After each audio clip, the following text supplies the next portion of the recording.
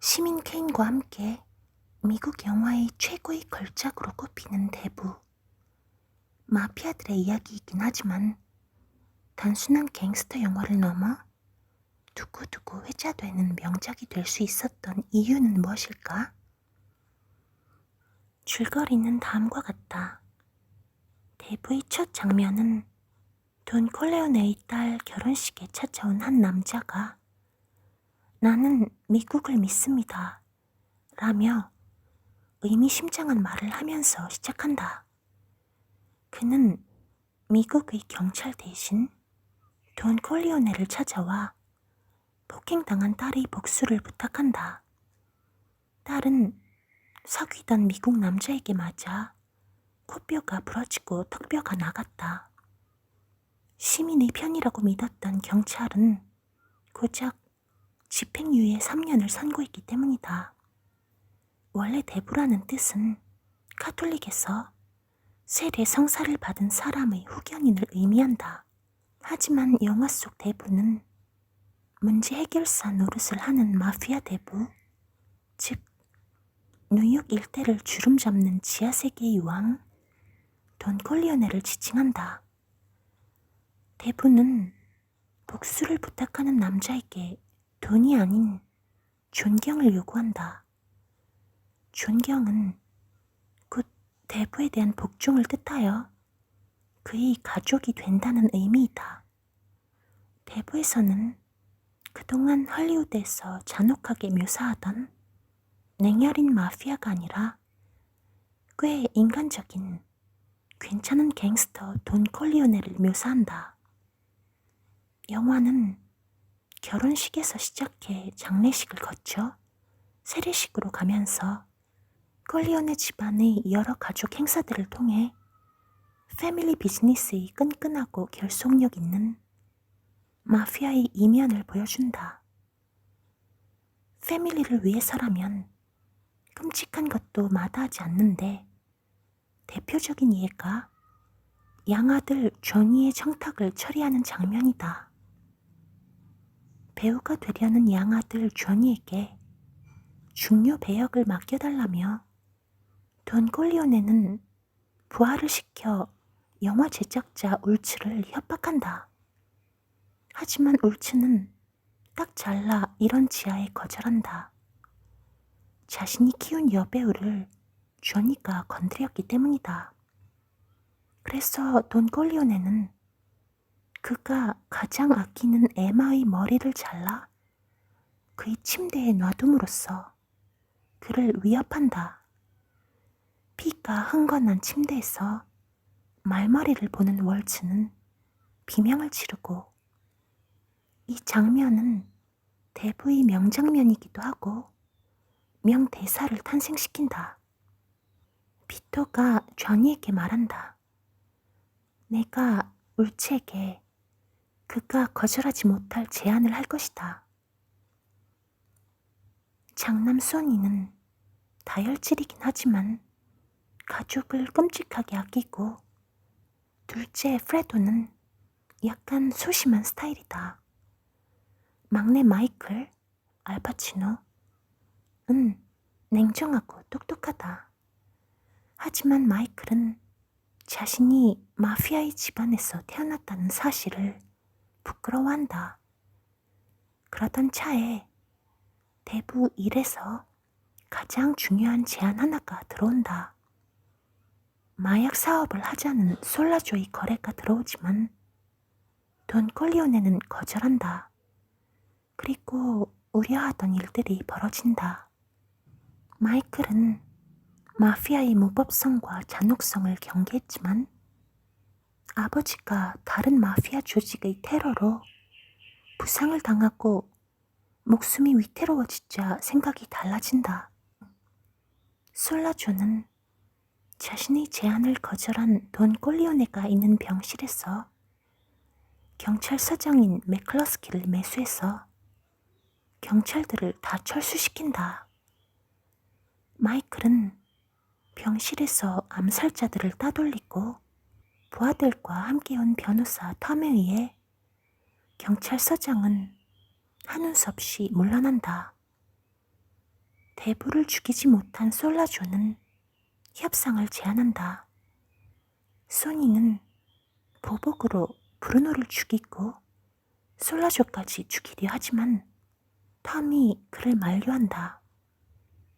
누구보다 폭력을 경계하고 싫어했던 마이클에게 이제 폭력은 가족을 지키는 수단이 되었다. 당시 대학생이었던 마이클은 솔라조와 경찰서장 2명을 처단한다. 그는 이제 도망자 신세가 된다. 시슬리 섬으로 도망간 마이클은 그곳에서 첫눈에 반한 아폴로니아와 결혼하지만 마이클을 죽이려고 설치한 차 안의 폭탄이 터지면서 그녀는 마이클을 대신해 죽고 만다. 마피아의 세계에서는 중심에 서지 못했던 코니 꼴리오네의 남편 카를로가 참아왔던 분노를 아내인 코니에게 폭력으로 대한다. 오빠 소니는 자신의 여동생을 폭행한 그의 버릇을 고쳐놓는다며 마구 두들겨 팬다. 하지만 카를로의 버릇은 고쳐지지 않는다. 그에게 다시 폭행을 당하고 울면서 오빠 소니에게 전화를 건 코니. 여동생에게 향하던 소니는 톨게이트에서 숨어있던 적들에게 처참하게 살해당한다. 적이 함정에 빠져 죽게 된 것이다. 한편 어렵게 혼수 상태에서 깨어난 돈 콜리오네는 큰아들 소니의 죽음에 큰 충격을 받는다. 하지만 당장 복수에 나서지 않고 평화를 원한다면서 숙적들을 안심시킨다. 이는 사실 마이클을 보호하고 진짜 적이 누구인지 알아내려는 술책이었다. 마피아 두목들과의 회동을 통해 진짜 적은 타탈리아가 아닌 바지니라는 것을 알게 된다. 영화의 마지막은 마이클이 조카 딸의 세례식에 참석하는 장면이다. 대부로서 엄숙한 선서를 하는 마이클의 모습과 그의 부하들이 피로 얼룩진 복수를 하는 장면이 교차 편집된다. 이는 마이클이 진짜로 치르고 있는 의식이 피의 세례식이라는 것을 알려주고 있다. 마이클은 이 장면을 통해서 2가지 의미 있는 대부가 된다. 하나는 카톨릭에서 말한 조카의 대부가 된 것이고, 다른 하나는 아버지의 뒤를 이어 조직의 진정한 대부가 된 것이다. 세례식 장면은 아버지에 이어 아들로 이어지는 세대 간의 비껴갈 수 없는 운명의 굴레를 형상화한 명장면 중의 명장면이다. 그리고 마이클이 진정한 돈 콜레오네로 등극하면서 아내 케이와는 문 하나를 두고 멀어지는 장면을 담고 있다. 대부의 해석과 의미하고 있는 것들. 1946년을 배경으로 한 1972년 작품인 대부는 흥미롭게도 영화 속에서 살해당하는 장소의 대부분이 검은 차 옆이다. 감독인 프란시스 포드 코폴라는 이런 검은 차를 자본주의 검은 관으로 은유한 것이다. 사람들이 죽어가는 것은 지나친 욕망 때문이라며 그들 중에 자기 절제력을 가진 유일한 인물인 대부만이 자연사하는 것을 보여준다. 대부는 큰 돈을 벌 수 있는 마약 사업을 위험하다는 이유로 거절하고 아들의 죽음 앞에서도 분노를 참아낸다. 이렇게 절제할 수 있는 자만이 욕망이 판치는 자본주의 사회에서 온건히 살아남을 수 있음을 암시한다고 볼 수 있다. 또한 감독은 마피아를 미국에 대한 메타포로 사용하고 싶었다고 밝힌 바 있다. 실제로 패밀리를 위해 비정할 정도로 끊임없이 적들을 죽이는 마이클의 모습은 1970년대 초 실익 없는 베트남 전쟁을 벌이며 수많은 젊은이들을 희생시킨 미국과 닮아있기도 하다. 자유와 정의라는 명분에 기대어 손에 피를 묻혀야 하는 미국의 모순을 가장 낭만적인 방법으로 통찰한 시대의 걸작 대부. 50년이 지난 지금도 우리의 마음을 움직이게 하는 명작으로 기억되는 걸 보면 지금의 우리도 귀담아야 할 메시지가 참 많다. 인생의 전환점은 사람들마다 한 번 이상이 오는데 그렇게 혐오하던 패밀리의 대장이 되기로 결심하는 장면은 나름 비장하다는 생각이 든다. 그리고 성공적으로 임무를 완수한다. 살아가면서 물러나야 할 때와 나아가야 할 때를 제대로 보여주는 건 대부 1에서의 핵심 메시지인 것 같다. 대부 1의 명대사. 잊지 마라. 바지니와 평화를 제안하는 자가 바로 배신자란 걸. 그가 절대 거절하지 못할 제안을 내가 하지. 남자는 마음속에 있는 것은 말하는 것이 아니야. 친구는 가까이 두고 적은 더 가까이 둬야 한다. 오늘은 시대와 세대를 초월한 걸작 영화 대부 시리즈 총정리를 해봤습니다. 지금에 와서 대부 1, 2, 3편을 소개한다는 것이 새삼스럽네요. 근대 미국 영화 역사의 한 페이지를 장식했던 갱스터 영화의 기념비적인 걸작으로 기억되고 있는 이 영화는 지금까지 영화에 대한 사람들의 찬사를 모두 갖다 붙여도 모자랄 판입니다. 1970년대 초 이 영화의 감독직을 맡기 전까지는 그저 약간의 재능 있는 감독쯤으로 여겨지던 프랜시스 포드 코폴라 감독은 영화 대부의 흥행으로 인생이 완전히 바뀌었습니다. 당시 영화를 만들고 있는 도중에서 여러 투자자들에게서 제작비를 많이 쓴다고 욕도 많이 먹고 감독을 교체하라는 압박도 많이 받았습니다만 결국 젊은 코폴라는 이 영화를 무서운 집념으로 확신했습니다. 출연진 캐스팅에서도 메소드 연기에 두각을 나타냈지만 전성기는 이미 지난 말론 브란도와 당시 연극판에서만 조금 알려진 거의 무명인 알파치노를 캐스팅해야 한다고 밀어붙인 사람도 바로 코폴라 감독이었죠. 영화가 개봉되고 뚜껑을 열어보니 미국 영화사에서 없어서는 안 될 불멸의 두 캐릭터 말론 브란도와 알파치노가 탄생했습니다. 당신이 가장 좋아하는 영화는 무엇입니까?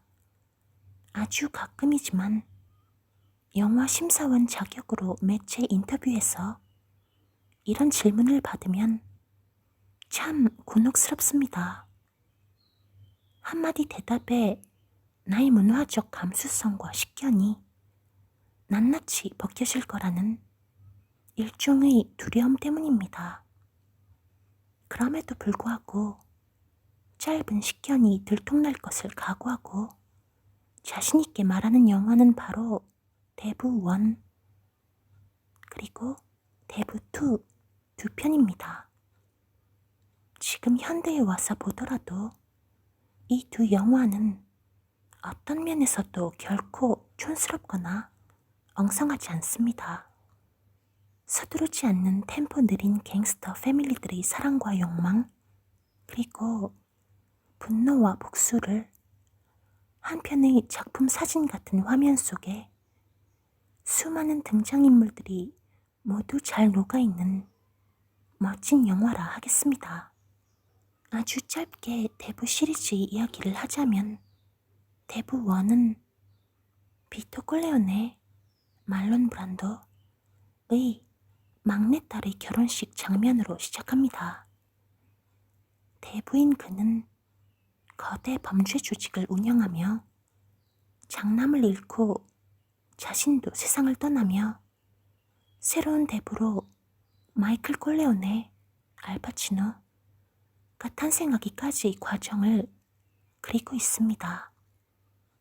이 영화를 디지털 리마스터링된 버전으로 21세기인 지금도 볼 수 있다는 것은 크나큰 축복이라 생각됩니다.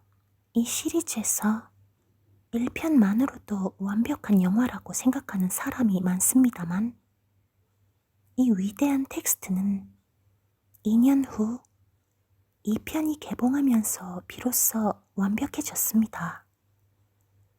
대부 2에서는 교차 편집을 통해 과거와 현재를 번갈아 보여주는데 비토 콜레오네의 젊은 시절 역으로 젊은 로버트 드니로가 출연합니다.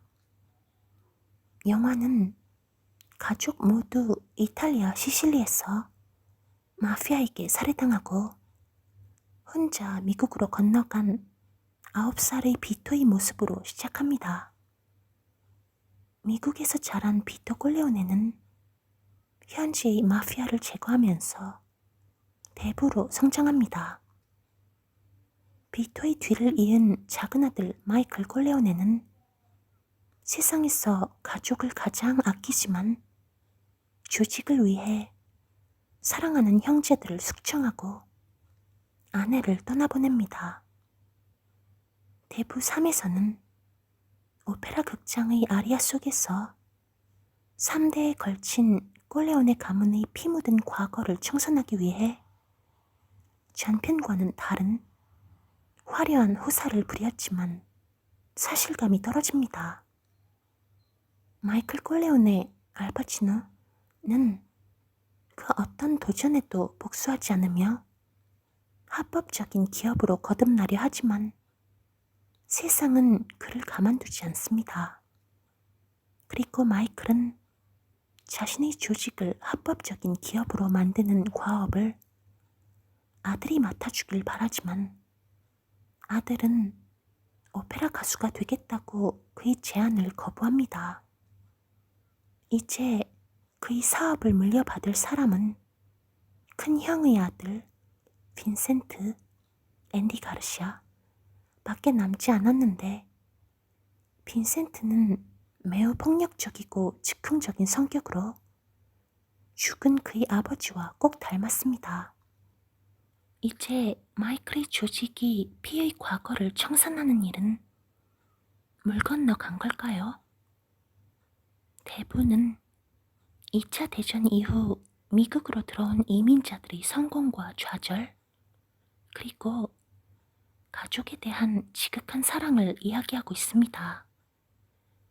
지금의 미국이 있기까지 정치와 사회에 지대한 영향을 미친 마피아들의 이야기지만 미국의 건국 신화라고 해도 과언이 아닙니다. 70년대 전쟁 이후 미국 사회와 종교계의 어두운 면을 다루고 있지만 이 영화를 저는 가족 영화라 부르고 싶습니다.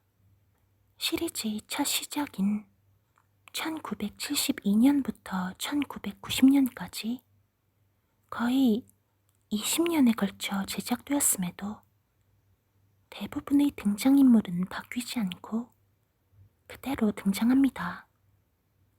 첫 편을 개봉하고 40년이 더 지났음에도 계속 사람들에게 회자되는 이 대단한 영화는 얼핏 지루할 것 같고 재미와는 거리가 멀 것 같은 고정관념이 있지만 전혀 그렇지가 않습니다. 1, 2, 3편의 러닝타임이 각 3시간이 넘는 길디 긴 영화지만 전혀 지루할 틈 없이 아름다운 음악과 영상을 바탕으로 탄탄한 긴장감을 원동력으로 내달립니다. 영화 대부가 더 의미심장한 것은 마이클이 미국을 상징하기 때문입니다. 패밀리를 위해 끊임없이 적들을 죽여야 하는 죽음의 향연을 벌이는 대부의 비정한 모습은 베트남 전쟁과 워터게이트 시대의 미국에 대한 은유이며, 이 영화가 시대와 세대를 초월해 추앙받는 것은 바로 그 통렬함 때문입니다. 이 영화는 미국이 언제부터 삐뚤어지기 시작했는지를 정확히 지적하고 있으며 미국의 핏빛 미래를 예견하는 것 같습니다. 그리고 코폴라 감독의 예측은 이후 현실이 됩니다. 강산이 4번이나 바뀌고 지금은 백발 노인이 되어버린 알파치노와 로버트 드니로를 늙게 만든 세월이 미워지게 만들 정도로 걸작 중의 걸작 영화입니다. 전편을 꼭 보시길 추천드립니다.